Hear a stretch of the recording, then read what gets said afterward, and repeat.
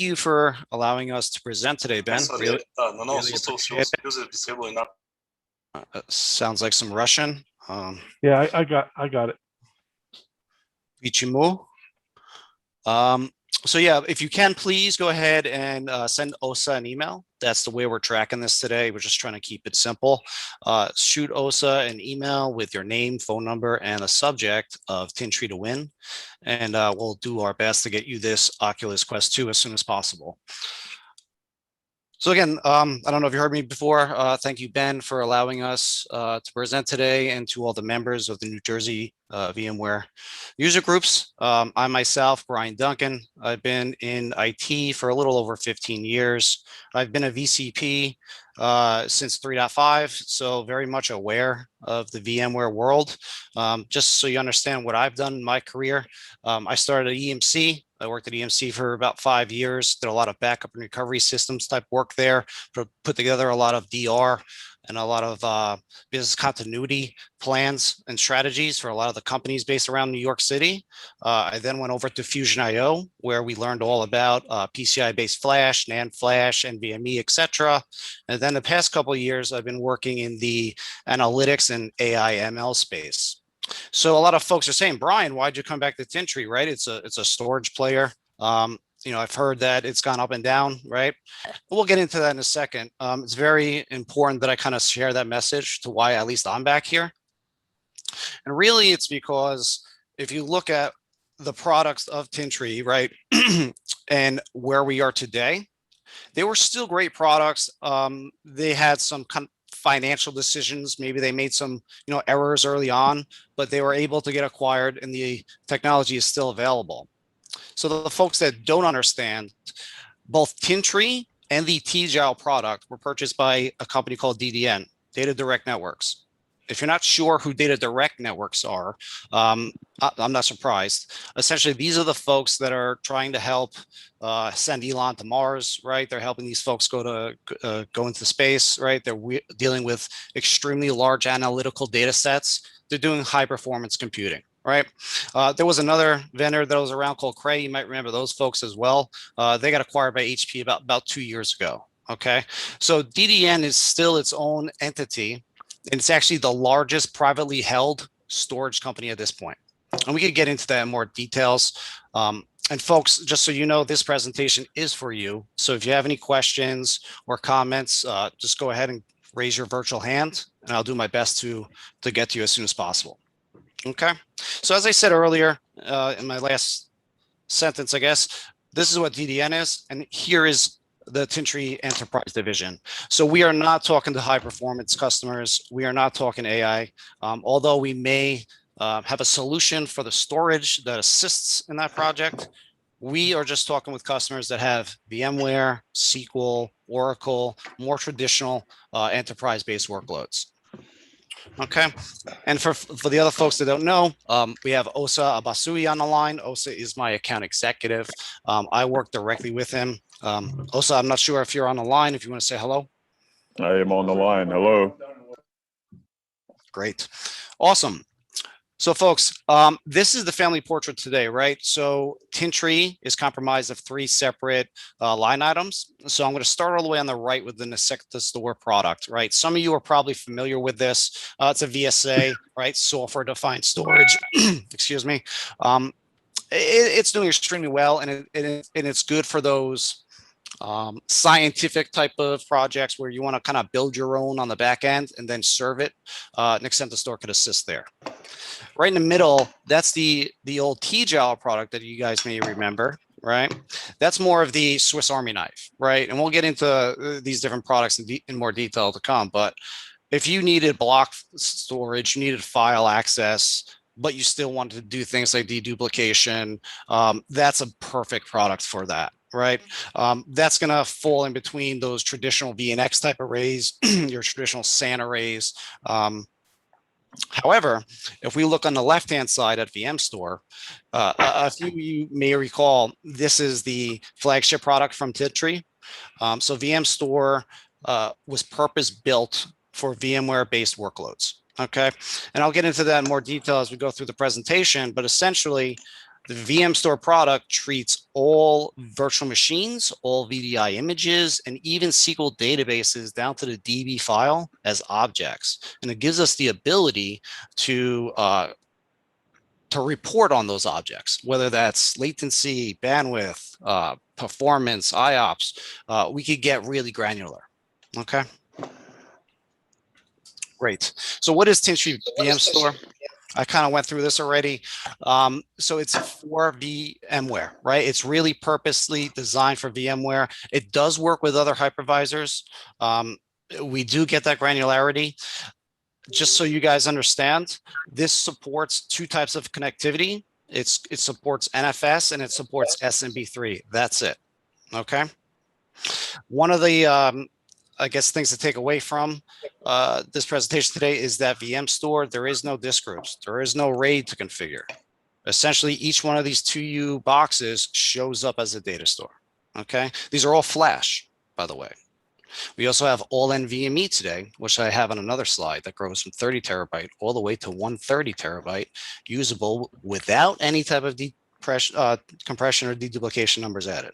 Okay, so if you're getting 2-to-1, you can get 260 terabyte of NVMe in a 2U array. Okay, some quotes from some of our customers. I put this up there, right? We all do this. What these customers are telling us is that it's an automated type of storage product. They're not spending time looking at dashboards anymore. This product essentially looks at millions of data points from both VMware, vSphere, the actual hosts themselves, the actual images themselves, and then it's using some type of machine learning, AI models to inform you on some decisions that you could take. Now, that may be, a certain text host is running out of performance. That could be a certain server is running out of capacity. And it'll actually give you heads up and some ideas on how to change that and improve your environment. And I have a slide. I'll show that in a second. So zero guesswork. Okay, this is a screenshot of the actual Tintri console. We have multiple consoles. Each of the products we're going to talk about today. I said I would come down if something was taken. Nothing's been taken. So you do the calendar and it does say it's supposed to be today. Okay. Guys, someone's not on mute. Thank you, sir. So you can see here from the dashboard, I could hover over any one of these objects. That could be a VM, that could be a database file, that could be a VDI session. I could very easily find out what's going on from a host latency perspective, a network latency, bandwidth, IOPS, how much flash is being used versus the actual spinning disk or SSDs that are in the array, right? We get very granular when it comes to analytics and metrics. So as far as installation goes, this is a very simple product to install into the environment. I would be surprised if it took you over 30 minutes.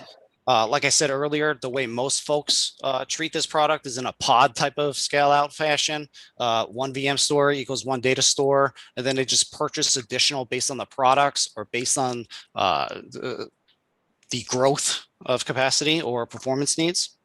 And then on the other side, right, this just shows you based on our analytics, we have the ability to trend out, a year up to 3 years, so you can understand when you need to make another purchase for storage, perhaps.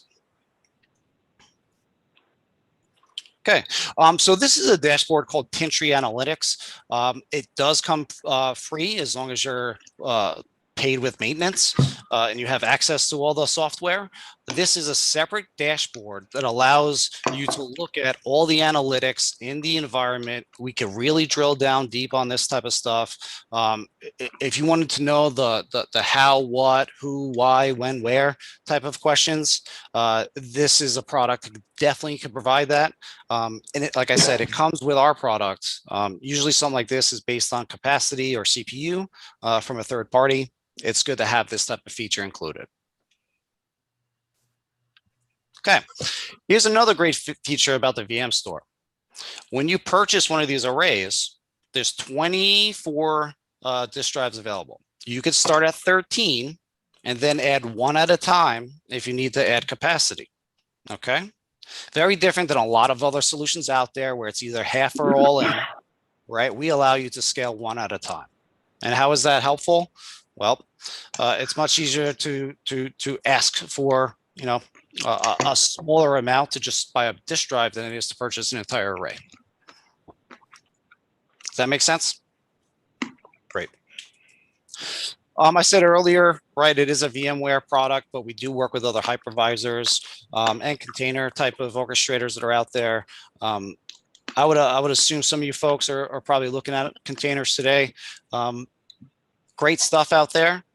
We could have some conversations. I've been working with containers for the past 4 years now, so I'd love to understand what you're trying to do and see how I can help.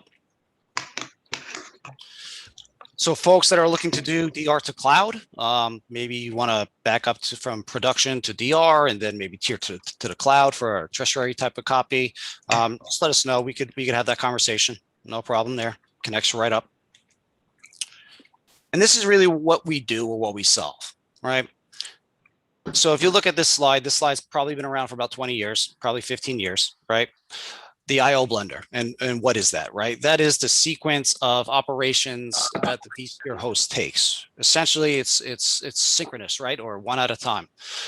What VMstore does is we have the ability to create different lanes of traffic and IO for each one of those objects, right? And what does that mean? Well, it means that we can guarantee performance or latency or bandwidth or IOPS to any given object. And how is that? Well, it's a secret sauce. We can get into that. But this product was designed and developed by the same folks who wrote vSphere 4. Okay. And I have a slide that's coming up that should probably add more clarity to that. I said earlier that we could get down to the database level with SQL. This slide just kind of shows about that. So we have the ability, we could provide information and metrics on the actual host tables, the DB file, not just the virtual machine that it's running on. Where is the... So if you look at a large type of SQL environment, you may have multiple databases running on a single host, or maybe you don't, but this gives you the ability to understand each individual DB versus the other. Okay. So this is the slide I said would make more sense to you folks, right? So we look at vSphere here and VMware on the left, and on the right here is Tintri. Okay, same folks created this product that created the vSphere 4. I've actually worked with a lot of those engineers at a couple different places that actually wrote vSphere. Some of them are in containers today. Some of them are at Tintri. Some of them are doing cloudy type things. Okay, so essentially what we like to say is the VMstore product provides a real QoS type of policy. All right, it's a real QoS because it was developed in the same sense that vSphere was, right? Any storage that's out there today, you could set a high watermark, don't go above this, right? Or you could set a low watermark, don't go underneath this. However, they're not actually balancing resources, right? They're just squeezing the pipe, right? If you want more to come out, they'll open the pipe. If they want less, they'll squeeze it down, right? They don't actually manage things like memory, the entire gamut around that virtual machine, right? We do a little bit more than some of the others. Here's a dashboard of the VMstore product. So as you can see here, and I said earlier, we treat each virtual machine, database, VDI image as an object. I could hover over any of these objects if I wanted to, and I would see those graphs. I could very easily click on those little caret buttons, line these up, and get a very quick view of what's happening in the environment. Where this, I think, adds a lot of value, folks, is I have some large customers that do a lot of SQL queries, and sometimes they have a SQL query that runs amok and it just runs away from them. I could very easily come in here, just sort this by either latency or the IOPS, and I could see if that's taking place, and we could easily go ahead and take care of that. Another good reason or use case for this is more around maybe memory leakage, right? So some virtual machines out there, you might have some memory leak. This type of dashboard is very easily to look at and find out what's happening. Okay, I'm almost done with VMstore, I swear. So AI-driven intelligent storage, okay? This is what I was saying earlier. If you have at least 2 VM stores in your environment, we could create what's called a service pool. Now that service pool will look at your entire environment and it could provide business insight and outcomes that are automated. Okay, so if we look in this use case, you have an ESX host in my demo lab. It's experiencing a heavy load, so performance is increasing. What are my recommendations? It says mitigate or migrate this one virtual machine to another ESX host. What are my possible outcomes? Right, I'm going to get some space freed up. I may see some performance increase. However, here are 2 negatives that may occur if I do that. Right. And if this was in a live environment, I could just go ahead and hit that red execute button, and that would just go ahead and move everything on behalf. So it's an automated performance tuning / capacity administrator, I guess, to some extent. Again, right, it just allows you to do more strategic things rather than spend your day looking at storage consoles. 3 main use cases for VM Store. Obviously, virtual machines, virtual desktops, and databases. We're seeing a lot more folks leverage this type of technology in the CI/CD type of environments or DevOps, especially when they're doing things like ML, working with containers, notebooks. This storage could perform snapshots and then easily replicate those around. And I'll get into that in more detail later. Last slide on VM Store. So here's all the software line items that you as a customer can use. Typically, we discount these very deep and we provide you with all of these, but you do have the advantage of using the analytics tab that I showed earlier. Cloud Connector is if you want to do that AWS integration. Secure VM, Replicate VM, great ways to encrypt and provide replication. Sync if you need synchronous replication, scale out, etc. I think I have maybe one more slide yet. So here is the latest and greatest VM store. It's a T7000 model. Starts at 30 terabyte, all NVMe, and it scales to 130 terabyte, all NVMe. Today it's a 768 terabyte Samsung. Because as you can see from the quick start guide, like 15-20 minutes is all you need to get this rack stacked, cabled up, and turned on. It's pretty straightforward, guys. Any questions on VM Store?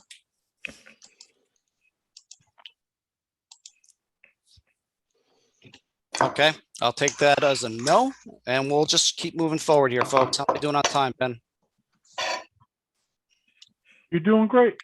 Excellent.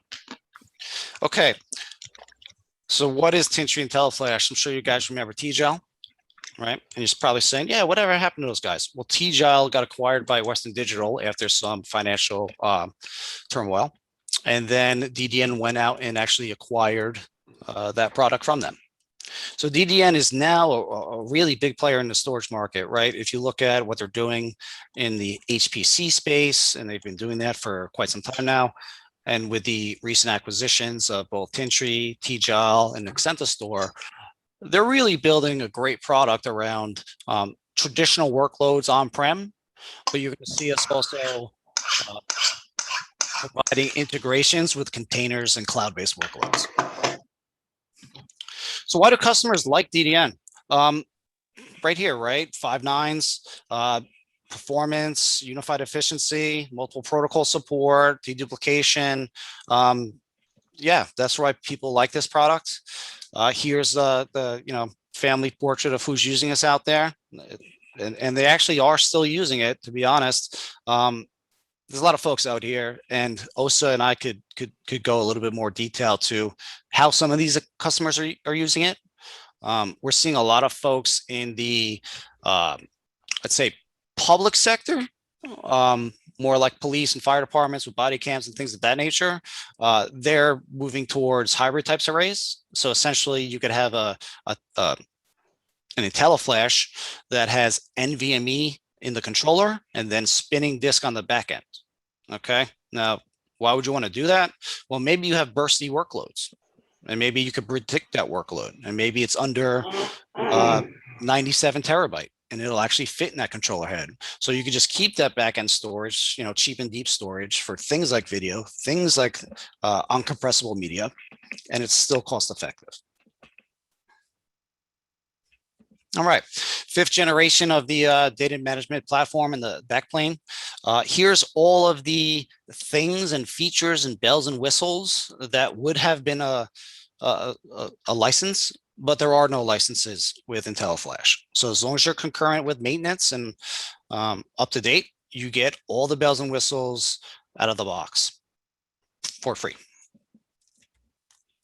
Here is the family portrait. So you can see starting all the way on the left, that's the all NVMe. Right there, H series, that's the NVMe based hybrid, HD SAS all flash, and then you have your SAS hybrid all the way on the right. Okay, one very cool feature about IntelliFlash is you as the customer have the choice to make either active-active or active-passive. Okay, most solutions, they're like, hey, if you want active-active, you got to buy 4 controllers. Well, with us, you don't, right? You can make the decision to turn the other one on and make an active-active. Obviously, that's going to drive performance 2x. That's going to allow you to do some really cool things. From our perspective, we allow you to create 2 different pools in this product. And the word pool that isn't synonymous with what other people name pools as. Just think of our pools as the root folder or the first entry point, right, on the tree. We have the ability to create 2. So you could have a performance pool, and you could have maybe a archive pool. And obviously the performance is going to be fast and the archive is going to be slow. And this way you could dictate how you want to carve that out. Telecare, Cloud Analytics, and Web Portal. Unfortunately, I don't have time to go through this today, but I would love to show you this. IntelliFlash has an absolutely fantastic cloud-based dashboard. It's one of the best I've ever seen and worked with, and I've been doing this for some times now. It allows you to log in. It's web-based. You can look at every array that's in the environment. You can look where they're geography based. That's extremely helpful if you have 37 of these or 65 of these. You can see what's going on from a high level, the data reduction rates. I could drill down to each individual array and understand deduplication and data reduction rates, how they're performing. We have slides. Let's see. Here's one of them. From a performance metrics, we can understand what's taking place. We can look at this from a per protocol perspective, okay, which is extremely helpful. We could look at the array as an entity. We have multiple ways of, again, finding out the root cause analysis. This is one of the graphs that come out of that IntelliCare Cloud dashboard. This is the heat map, right? So what this is showing you is the total IOPS versus latency. All right. This was actually a customer asked us to build this for them. They're saying, hey, I have a lot of IOPS with some servers, right? They're 5, 10, 15,000 IOPS, but why is there latency? So this graph was designed to help understand that from a heat map perspective. We do a lot of cool things for customers like that because we're a little bit smaller and agile. Here's, I guess, 3 use cases that are out there. Tier 1 business applications, right? Your traditional VMware, Oracle, SQL, etc. Right? Maybe you're doing some type of container work. It could work there as well. Right in the middle, analytics based, right? Because it is flash. We do have NVMe. And then again, like I said earlier, any type of video security, video surveillance, if you have any type of regulatory compliance, HIPAA, etc., right? This type of cheap and deep solution adds a lot of value. And this is the latest and greatest from IntelliFlash. This is the 6100 model. I really like the bezels on this guy, to be honest. Maybe that's just me, kind of like alien type looking. I'm told it's great for airflow.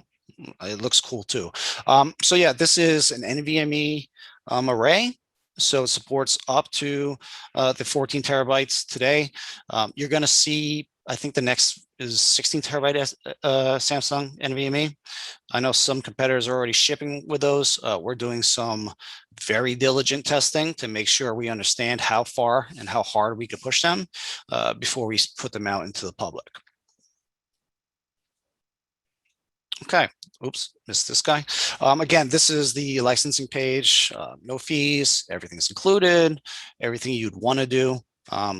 Oh, I didn't mention this. You could actually turn off deduplication.